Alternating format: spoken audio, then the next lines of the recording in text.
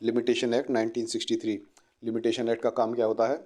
Limitation act में time period बताए हैं, टाइम लिमिट्स बताई हैं कि कितने समय के अंदर आप किसी चीज़ के लिए कोई केस फाइल कर सकते हैं। मान लीजिए आपने किसी को पैसे दिए हैं और वह व्यक्ति आपके पैसे वापस नहीं कर रहा है, तो उस व्यक्ति से अपने पैसे रिकवर कराने के लिए आप कितने समय के अंदर उसके ऊपर केस कर सकते हैं। यदि वह टाइम लिमिट बीत जाती है तो उसके बाद आप उसके ऊपर केस नहीं कर पाएंगे।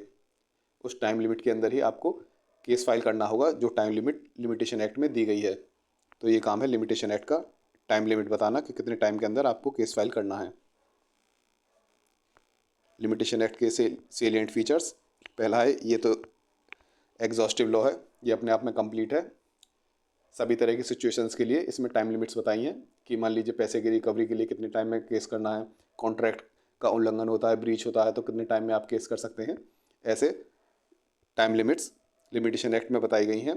कोर्ट अपने आप से कोई टाइम लिमिट फिक्स नहीं कर सकती, उसको लिमिटेशन एक्ट में दी गई टाइम लिमिट्स का ही पालन करना होगा। लिमिटेशन एक्ट एक एग्जॉस्टिव लॉ है।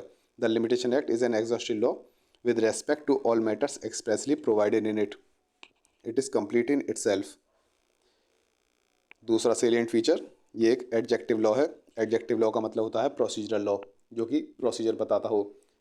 यह एक प्रोसीजरल लॉ है, प्रोसीजर बताता है। यह किसी प्रकार के राइट्स क्रिएट या फिर मॉडिफाई नहीं करता, किसी प्रकार के अधिकार बनाता नहीं है, ना ही उनको बदलता। ये केवल उन अधिकारों को एनफोर्स कैसे करना है, उन राइट्स को एनफोर्स कैसे करना है, उसका प्रोसीजर बताता है।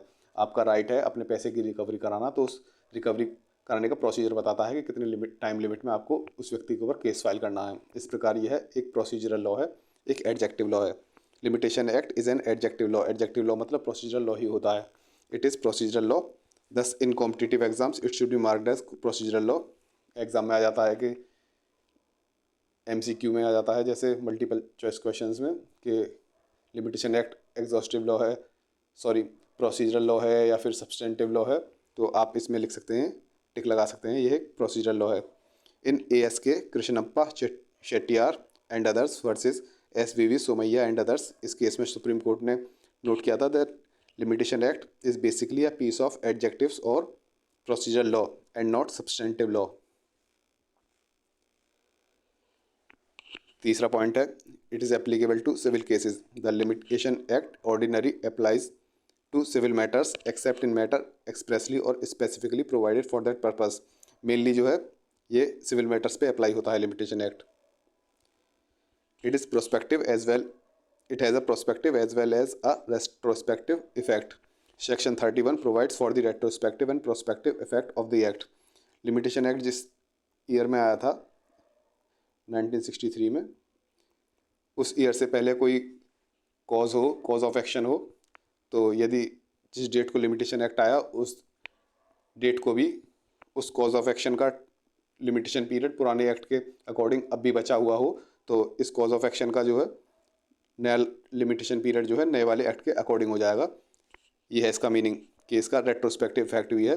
लिमिटेशन एक्ट आने से पहले भी कोई ऐसा किसी को भी पैसे उधार वगैरह रह गए हों और जिस दिन लिमिटेशन एक्ट आया उस दिन उसका टाइम पीरियड पुराने वाले एक्ट के अकॉर्डिंग बचा हुआ था, तो नए वाले एक्ट के अकॉर्डिंग उसका टाइम पीरियड हो जाएगा।